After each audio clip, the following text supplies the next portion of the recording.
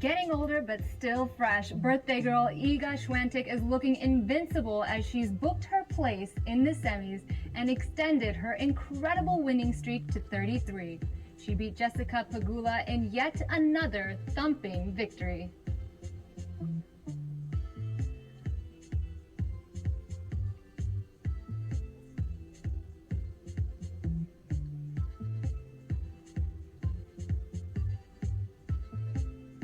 The quarterfinals of Roland Garros 2022 are underway, and we are witnessing nothing short of incredible world tennis. Intensity, emotion, pressure, and determination are at an all-time high, and we bring it all to you here on the Sony Sports Network. I'm your host and host Eesha G, back again with two very special tennis pros, Jeevan and Vishnu. Welcome, gentlemen. Thanks for joining us.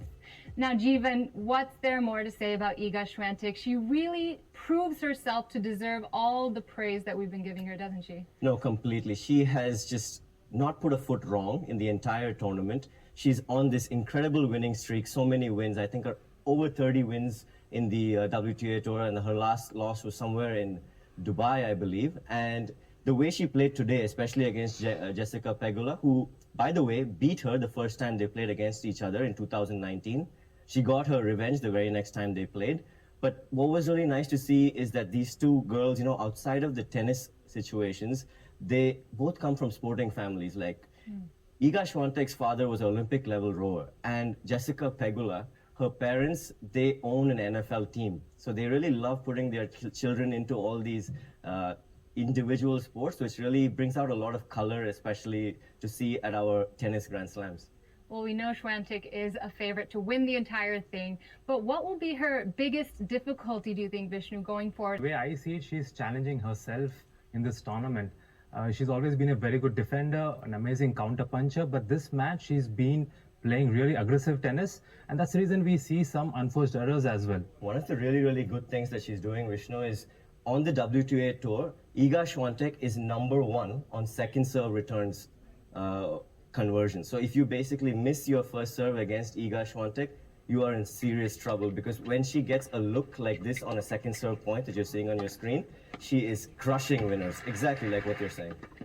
Wow, well, she's had 30 winners in this match, but 28 unforced errors. Do you think that's a place where she might have a little bit of a hang-up in going forward? She's playing against a very tricky opponent in Daria Kasatkina, and Kasatkina was able to make Kudermetova hit a golden jubilee of unforced errors today. She made 50 unforced errors, so I have a feeling it's going to be a matchup where Swiatek is going to kind of play against herself. If she can control the unforced errors and keep her emotions in check, I can see her coming through that one. It's not going to be easy because, obviously Vishnu and I, we've been doing some Telugu and Tamil commentary, and we like to say, Daria Kasatkina oru kalaknanga enake. Yeah, I mean, we've been having great fun with the comms, and you're going to have to tell me what that means, though. It means she is on fire, exactly like what you're saying in Tamil.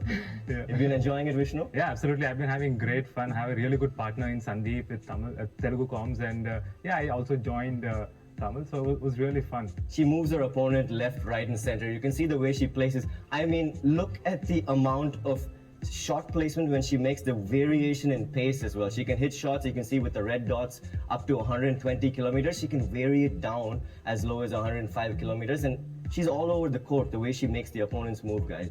Well, Jeevan, you spoke about keeping her mental game in check. In the interview after the match, she mentioned that she's always nervous before a match, and that the day that she's not nervous, you can tell that something's wrong with her. Now, do you think that's just her underplaying herself, or do you think that's a very honest and real answer from her?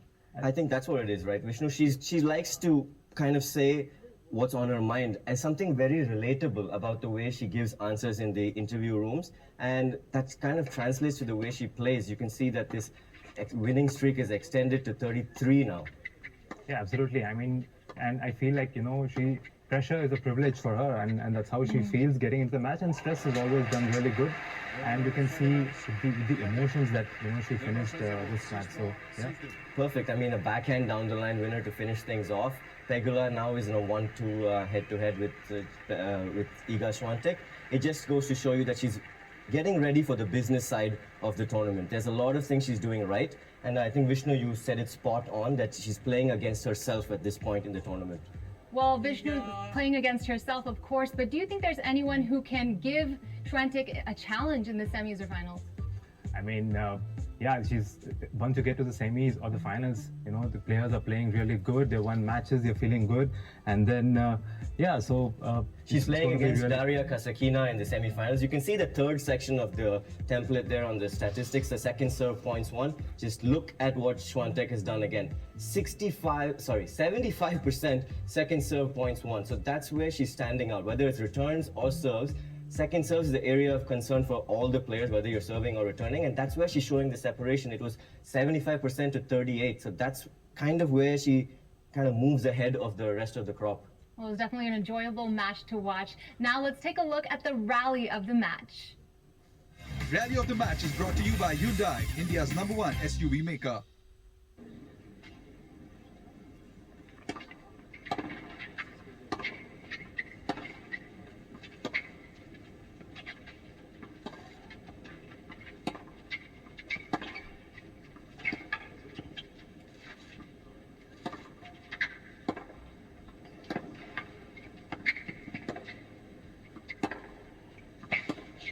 Oh, it's one of the points of the match. Superb use of the court. Both players playing into both corners. It really was, and Pegula will certainly be disappointed that she wasn't able to come out on top. See that inside-out forehand. It's going straight back to Swiatek. That allowed her to gain control of the point. Rally of the match is brought to you by Hyundai, India's #1 SUV maker.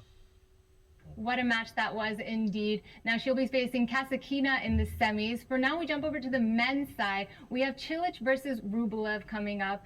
I mean, now Cilic on one side coming off of, you know, the win against Medvedev. Yeah. It was an amazing match. And Rublev walking on after Sinner's unfortunate injury. Do you think that Rublev is in a better place or Cilic going into this match? I mean, for me, going into this match, Cilic is in a much better place, especially with the last two wins that he had with Simon and Medvedev. Straight sets win. I mean, against quality players, it's definitely not easy, and he's done a great job with it. But again, coming back to Rublev, you know, he's had a great clay court season, and then, you know, he has the best clay court season so far. So it's going to be a really tough matchup, but Cilic is having that edge. They're going to play with the sun on, the bounce is going to be high, and Rublev hits the ball really flat, not much of a spin. So I feel I would pick Cilic. That's what I would think. What do you think, Jeevan, on that? I think the way they've both been playing, we're obviously in for a treat. It's going to be a great match. They've played against each other, I believe, 6 times. Rublev has a little bit of an advantage in their head-to-head. But that being said, I'm a big Rafa fan. I really think he's going to have a big trouble against Rublev, so I'd be happy to see Cilic come through that one. Well, we have our man Adriano Del Monte live at Philippe de Chatrier right now. Adriano, now, it must have been an unfortunate loss for you to see Sinner out like that. As a fellow Italian, how did that make you feel? Eesha, great to be with you. It was very disappointing, but it was hardly surprising. Sinner was questioned a lot earlier in the tournament if the injury was causing him any discomfort. He was never pleased when he received the questions because, in short, it was causing him a lot of discomfort. It was making his preparations very, very difficult indeed. So, look, in the end, it's unfortunate for he, but for Rublev, of course, now, and Cilic this match to come. Well, two players coming in differing circumstances. Of course, Rublev getting through there wasn't the dominant player in the game against Sinner, but gets through. And of course, Cilic with that, well, fairly comfortable win against Medvedev now gets through. But from an Italian perspective, definitely very, very disappointing because I think as we discussed in the lead up to that Sinner match, obviously this half of the draw now wide open, and I do feel a massively missed opportunity for the young Italian. Well, we do have Trevisan there in the semis who will be keeping that Italian hope alive, won't she? She will. I haven't had too many correct predictions in recent days, but Trevisan was certainly one who I was confident with, and I think she can go through to the final. It's a wonderful story in its own right, as is the case with young Kokogov as well. So, look, I think that will be a fantastic semi-final. Really looking forward to seeing that one. But from an Italian perspective, again, of course, Trevisan still flying the flag and doing it very proudly for her nation. And if she can get through, she'll create some Seen here at Philippe Chartier. Hey, Adriano, I've got a quick question for you. It's G1.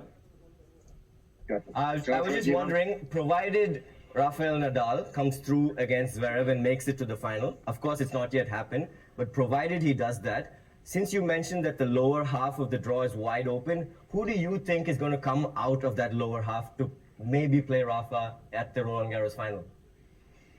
It's a very good question. I'll have a clearer answer after I see the two quarterfinals here today. But look, I'm going to go with Marin Cilic. I think he can get the win here against Rublev. I think he's playing some very. Obviously, did beat Rublev in Australia a few months ago. Obviously, different surface, but I was there. If memory serves me well, I think it was the third round in Melbourne. That was a bit of a surprise. So I think Cilic could be the surprise finalist against Rafa Nadal if he is to go all the way, of course. But it's been so tough to predict in both the men's and women's. But Cilic might tip from the bottom half for now. Thank you so much for that, Adriano. Now we are gearing up for Cilic versus Rublev. Let's see what they had to say on their thoughts before this match. What's next now? Quarterfinals. Yes.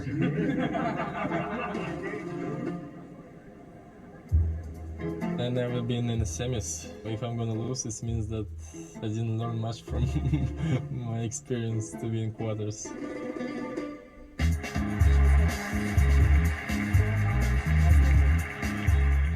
Had a little bit difficult season 2019 and then 2020 as well. One moment he dropped a bit the level, but now he's playing better and better.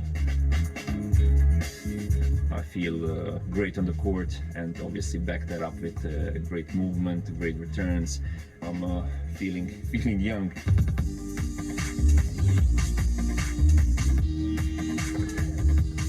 When I play against Marin, it's always tough for both of us. For him, for me, we always have some dramatic matches. It's never easy against him.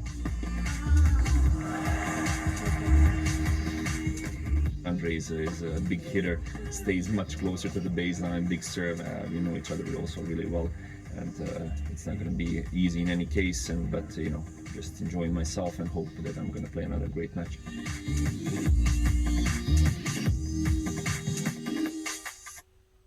Clearly a lot to look forward to in this match. Both players are expecting a difficult one ahead. Quick predictions, Steven?